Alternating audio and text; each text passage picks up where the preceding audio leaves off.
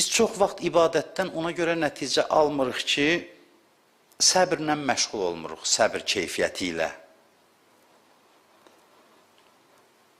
Allah isə Quranda namazdan öncə deyir səbir. Səbirli ol ki, din sənə nəticə versin, nəticə əldə etmək üçün. Mütləq lazımdır. Səbir adama din olmasa da lazımdır. Bir adam dinsizdir, indi mənə qulaq asır, məsələn, evində oturub, deyir, bu dini söhbətdir, qulaq asın. Elə düşünməsin ki, səbir ancaq dindarlara lazımdır. Səbir istənilən uğura çatmaq üçün lazımdır. Uğurlu həyat üçün lazımdır. Və Allah qismət eləsə, biz danışıb bitirsək söhbəti, görəcəksiniz ki, səbir bizim təsəvvür elədiyimizdən daha dərin anlayışdır. Yəni, belə deyil ki, eşitmişik də səbir bilirik. Səbir çox məşhurdur, amma araşdırılmayıb. Mən də ilk dəfədir səbir haqqında silsilə söhbət eləyirəm. İndiyəcən danışmamışam. Səbir bizim düşündüyümüzdən daha dərin anlayışdır. Səbir hamıya lazımdır, dindara da, dinsizə də, kim olur olsun.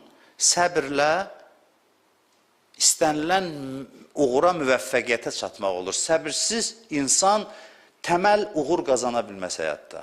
Keçici uğurlar ola bilər. Amma uğurlu insan sözün tam mənasında hər tərəfli insan ola bilməz, səbirsiz insan. Təbii ki, din kömək eləyir səbir xüsusiyyətinin yaranmasında. Amma səbir universal bir xüsusiyyətdir, hamıya lazım olan. Bir cəmiyyət ki, namaz qılır, oruç tutur, ibadət eləyir, din əhlidir. Amma səbirli deyil, o cəmiyyətə təəssüf etmək lazımdır, təəssüflənmək lazımdır. Səbir xüsusiyyəti olmayan cəmiyyətə. Dindarlar bəzən ailələrində övladlarına namaz öyrədir, ibadət öyrədir, amma səbri aşılamır, bu uğurlu tərbiyə deyil. Bunların hamısına toxunmağa çalışacaq, zaman fürsət versə. Səbir olmasa iman naqis olur, bəhrə vermir. Elə bir yemək var, çəkməyə qabı yoxdur. Namazın bərəkətindən faydalanmaq üçün səbir qabı lazımdır. Mütləq və mütləq. Həyatımız da indi səbrə mane olur, həyat tərzimiz. Keçmişdə kənd evlərində, indi çox kənd evlərində də az qalıb, amma yaşayış, həyat tərzi başqa idi. Hər şeyi evdə eləyirdilər. Məsələn, deyək, çörək bişirir, ana uşaqların gözü qabağında. Hətta buğdanı özləri üyüdürdülər, una çevirirdilər, əl dəyirmanında. Bu proses idi. Ondan sonra, un olduqdan sonra xəmir eləyirdi, onu yoğururdu, yapırdı, çörək pişirirdi. Bir proses idi ki, gözləməliydin. Hədislərdə var ki, çörəyi evinizdə bişirin özünüz. İndi bunu heç kəs əməl eləmir. Şəhər həyatında ümumiyyətlə mümkün deyil. Yəni, əməl etmirlər. Amma bu özü özlüyündə həyat tərzi uşağın gözünün qabağında baş verir axı. Şuuraltı olaraq onda nəticəyə çatmaq üçün səbirli olmaq lazımdır bir fikrini yaradırdı. Bunun hamısını görürdü. Həyat da biraz daha şirin idi onda o zaman. Həyat daha dolğun idi. Deyirlər ki, məsələn, uşaqlara ağac əkdirin, öz ağacı olsun, ona qulluq eləsin, neçə ildən sonra bar versin. Görsün ki, bir nəticəyə çatmaq üçün ağacın bar verməsi bir prosesdir, dözmək, səbir eləmək lazımdır. Bu şəkildə ona o səbri aşılayın. Bunlar hamısı məşqlərdir, təbii məşqlər idi, insanın həyat tərzindən qaynaqlanırdı. İndi bunlar da yoxdur. İndi güc daha çox minbərə düşür, danışmağa düşür. Xüsusilə şəhər həyatında, xüsusilə indiki dövrdə həyat çox sürətli, çox dinamikdir. Sosial şəbəkələr, kütləvi informasiya vasitələri, informasiya axını, saniyədə bir xəbər gəlir. Saniyədə. Bütün bunlar səbri zəiflədir. Səbr xüsusiyyətini, ümumiyyətlə, müasir dövrün həyat tərzi səbrə tam ziddir. Uşaqlar üçün elə oyunlar düşünmək lazımdır ki, səbri tərbiyə eləsin. Yoxsa indiki oyunlar da sürətlidir. Səbri alır. Bunun da gələcəkdə çox böyük fəsadları olur. Və olacaq da.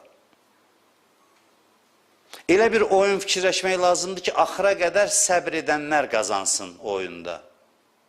Bunu düşünmək lazımdır. Mən heç bir oyunu minbərdən təbliğ eləmək istəmirəm. Məsələn, şahmat belə oyundur. Düşüncə, səbir, hövsələ tələb eləyir ki, nəticə əldə eləyəsən. Sözüm budur ki, səbir ibadətlə yanaşı ayrıca tərbiyə olunmalıdır. Ayrıca ona diqqət yetirilməlidir.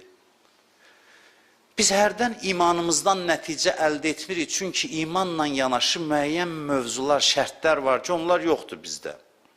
Onlar olmadığından deyirik ki, niyə mən qabağa gedə bilmirəm? Bəs Allah bunu bilir ki, namazdan qabaq səbri deyir. Deyir, səbir və namazdan yardım alın. İki şeydən Quranda deyir, yardım alın, yol gedirsinizsə, hədəfə doğru hərəkətdəsinizsə, mütləq və mütləq səbirdən kömək alın, yoxsa yarımçıq qalacaq. Və bu da belə deyir ki, səbirli ol və bir adam da səbirli oldu. Səbirli ol deməklə olmayacaq. Səbir bir məşğuliyyət tələb eləyən bir xüsusiyyətdir. Üzərində çalışmaq lazımdır. Ciddi cəhətlə özdə çalışmaq lazımdır. Proqram olmalıdır səbirlə bağlı. Bir dənə də ayə deyim Qurandan.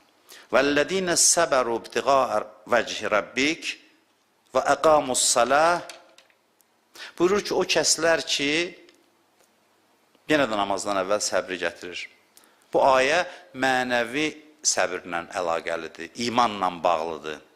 Deyir, o kəslər ki, Allahın rizasını qazanmaq üçün səbr edirlər və namazı bərpa edirlər və ənfəqu mimmə rəzəqnəhum sirrən və alaniyyətən deyir, onlara verdiyimiz ruzudən də gizli və aşkar infaq edirlər başqalarına. Ondan sonra buyurur və yədraunə bil hasanətis seyyiə pisliyin qarşısında yaxşılıq edirlər, pisliyi yaxşılıqla dəf edirlər, pisliyə qarşı yaxşılıq edirlər.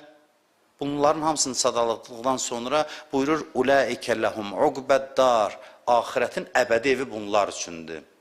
Görürsünüz hardan başladı? Deyir Allahın razılığını qazanmaq üçün səbr edirlər. Bir, sonra namazı bərpa edirlər. İki, infaq edirlər. Üç və yaxşılığa, pisliyə yaxşılıqla cavab verirlər. Bu da dörd. Birinci səbir gəlir. Bütün bunlara nail olmaq üçün səbirdən başlamalısan. Bu yol səbir tələb eləyən yoldur. Səbir tələb eləyən yoldur. Quranda 100 dəfədən çox danışıb səbir haqqında.